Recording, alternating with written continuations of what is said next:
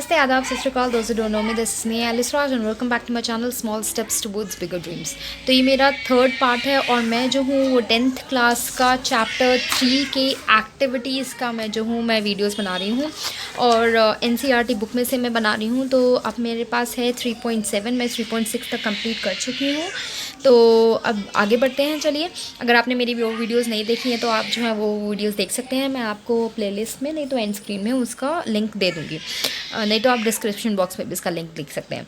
चलो, अब यहाँ पे हमारे से क्या पूछ रहा है, हमारे से इसने जो है हमारे को इतने सारे कैटेगरीज़ दे दी हैं। अब मेटल्स में ये सारे क्या होता है, ये सब होता है कि नहीं होता है, ये हमारे को पता लगाना है। और कौन सा है वो कार्बन है, कोल है, ग्रेफाइट है, सिल्वर है, सल्फ़र है, आयोडीन है, आई एम सॉरी, ठीक है ना। तो अब क्या कहते हैं, ये तो हमारे को पहले से ही पता है कि हमारे जो मेटल्स होते हैं they have lustrous property, malleability, ductility, hardness, electric conductivity और हीट हमारी कंडक्टिविटी वो करते हैं। ये हम यहाँ पे ये सारी प्रीवियस हम लोग उसमें पढ़ चुके हैं, राइट, है ना। तो अब यहाँ पे जो है क्या कहते हैं, मेरे से नोट्स मांग रहे थे, I am sorry, I am cutting you right now. मेरे से नोट्स मांग रहे थे बच्चे, तो मैं लास्ट में जब मैं ये सारा समझा दूँगी उसके बाद मैं हर एक चैप्टर के एक एक करके नोट्स दे दूँगी, ठीक है। तो अब ग्रेफाइट है, तो ग्रेफाइट में अब हमारे पास यहाँ पे मैंने कुछ भी हेडिंग्स नहीं लिखी हैं, तो हम यहाँ पे हेडिंग्स देखते जाते हैं। भाई सिंबल क्या है, ये हमारे कार्बन के अंदर आता है, ये भी कार्बन है, ये भी कार्बन है, तो इसलिए सी क्योंकि कार्बन का सिंबल सी है, राइट। तो टाइप्स ऑफ सरफेस क्या है, नॉन लस्ट्रस, दोनों ही जो हैं वो शाइनी नहीं रहते हैं।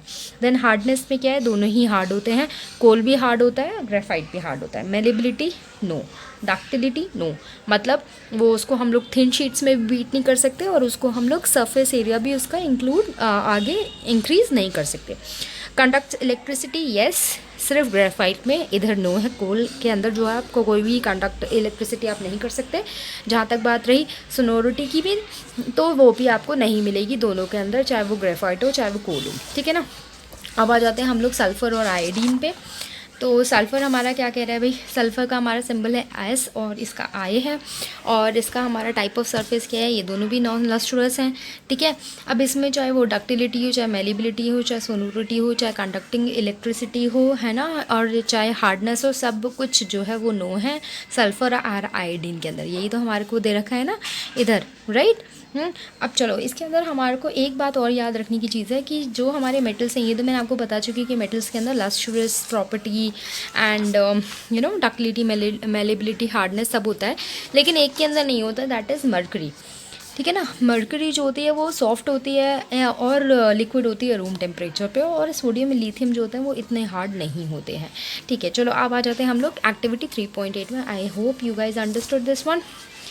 इसके अंदर बस हमारे को ये पता लगाना था कि मेटल्स के अंदर क्या क्या प्रॉपर्टीज़ है और किस में क्या प्रॉपर्टीज़ नहीं होती। तो इसके अंदर अब क्या है भाई, हमसे ये पूछा जा रहा है कि हमारे को मैग्नीशियम, रिबर और सल्फर डाइऑक्साइड दे दिया है। अब पूछा जा रहा है कि सल्फ़र जो है ऑन बर्निंग सल्फ़र जो है वो एसिडिक होता है कि बेसिक होता है, ऐसी मैग्नीशियम का क्या है, और इसका हम इक्वेशंस क्या लिख सकते हैं, ठीक है ना। तो ये 3.8 एक्टिविटी है, चैप्टर नंबर 3 NCERT बुक में से साइंस की, ठीक है। तो अब यहाँ पे हम लोगों को पता है कि भाई मेटल ऑक्साइड जो है वो हमारा तभी बनता है जब हम मेटल को ऑक्सीजन की प्रेजेंस में हम लोग बर्न करते हैं, राइट, है ना। यही तो हम लोगों ने 1.1 एक्टिविटी में देखा था, जो हमारी चैप्टर के फर्स्ट चैप्टर में थी, है ना। अब यहाँ पे क्या है, मेटल ऑक्साइड अगर वाटर के साथ आएगा तो ऑब्वियसली बात है हमारे को मेटल हाइड्रोक्साइड मिल जाएगा। ये तो चीज़ें अगर आपको समझ में आ गई हैं तो यही इस एक्टिविटी का सार है एक तरीके से, ठीक है ना। अब यहाँ पे क्या है कि भाई ये तो हमारे को पता चल गया कि ये हमारा किस तरीके से बनता है, ठीक है ना। Metal plus oxygen gives us metal oxide plus water gives us metal hydroxide, ठीक है। नाउ सल्फर भी तो है, सल्फर के बारे में भी तो बात हो रही है ना। तो सल्फर का क्या है जी, सल्फर जो है वो नॉन मेटल है हमारा। अब ऑक्सीजन के साथ ये हमारे को ऑक्साइड देता है, ठीक है, ये तो बात हमारे को समझ में आ गई। लेकिन non metal plus water it gives us, but non metal oxide plus water gives us acid, ठीक है ना। तो अब कौन सा एसिड हमारे को मिलेगा अगर हम लोग सल्फर डाइऑक्साइड को वाटर के साथ करेंगे, दैट इज़ हमारा सल्फ्यूरस एसिड, ठीक है। अब सल्फ्यूरस एसिड तो एसिड है, तो ऑब्वियसली बात है कि हमारा रेड लिटमस पेपर जो है वो ब्लू से टर्न हो जाएगा, ठीक है ना। लेकिन ये एक वीक एसिड है, तो अगर आपने मेरी acid and bases and salt का जो है वो सीरीज़ नहीं देखा है तो आप उसमें देख लीजिएगा कौन सा स्ट्रॉन्ग एसिड है, कौन सा वीक एसिड है, कौन से एसिड को हम ज़्यादा यूज़ करते हैं और कौन सा एसिड जो है आपको एसिडिक सॉल्ट देगा, वो सब मैंने उसके अंदर बता रखा है। तो वो भी जो है मैं आपको डिस्क्रिप्शन बॉक्स में, नहीं तो आपको जो है मैं एंड स्क्रीन में दे दूँगी ना। इसके अंदर ये एक फैक्ट है चिल्ड्रन, अगर आपको पता लगाना है तो बहुत अच्छी बात है, नहीं पता लगाना तो that is up to you, कि जितने भी एंटासिड्स, मतलब जो भी हमारे एसिडिटी को रिमूव करने के लिए जो भी एंटासिड्स हम लोग लेते हैं ना, पैंडी हो गया, नहीं तो हमारा क्या कहते हैं पेंटॉप डी हो गया है ना। तो ये मैं I am just taking some names, I am not promoting those brands, but I am just taking some name because these are the things which are seen on a regular basis near by in my neighbours house and in my relatives. तो चलो, many antacid syrups contain oxide like aluminium oxide and magnesium oxide, ठीक है ना। तो वो अपने respective metal hydroxide से metal oxide लेके न्यूट्रलाइज करते हैं एसिडिटी को। समझ में आ रहा है? मेटल हाइड्रोक्साइड जो है वो हमारे को मेटल ऑक्साइड देता है, जो फर्दर हमारे को एसिडिटी न्यूट्रलाइज करने में मदद करता है। I hope you guys are understanding it, ठीक है। Now we are jumping on to activity 3.9।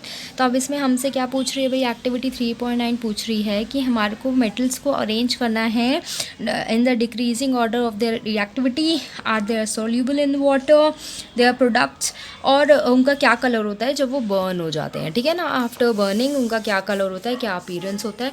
तो चिल्ड्रन, अगर आपने मेरी रिएक्टिविटी सीरीज़ नहीं देखी है तो रिएक्टिविटी सीरीज़ आप ज़रूर देखिएगा, वो भी जो है मेरे डिस्क्रिप्शन बॉक्स में उसका लिंक आपको मिल जाएगा, ठीक है। तो इधर मैं आपको सिर्फ ये बर्न होता है कि नहीं होता, सॉल्युबल है कि नहीं है, और बर्न होता है तो क्या कलर में होता है, वो मैं आपको बताने वाली हूँ, ठीक है। ये तो हमारे को पता है कि भाई मेटल ऑक्साइड जो है वो हमारे को तभी मिलता है जब वो ऑक्सीजन के साथ मेटल बर्न होता है, और मेटल हाइड्रोक्साइड भी तभी मिलते हैं जब मेटल ऑक्साइड वाटर के साथ हमारा रिएक्ट करता है, ठीक है ना। Except beryllium and magnesium are exceptions as they are slightly soluble in water. Slightly, ठीक है, slightly soluble in water. They do not dissolve in water as fast as the other metals are. Now उसके बाद क्या होता है भाई? हमारा जो all metals turn easily, not all, अच्छा अब इसके अंदर हम लोग जब बर्न करते हैं तो सारे मेटल बर्न हो जाते हैं, लेकिन एक्सेप्ट हमारे कॉपर और एल्यूमिनियम के, क्योंकि वो टेक करते हैं, थोड़ा सा उनको टाइम चाहिए होता है भाई बर्न करने के लिए, ठीक है ना।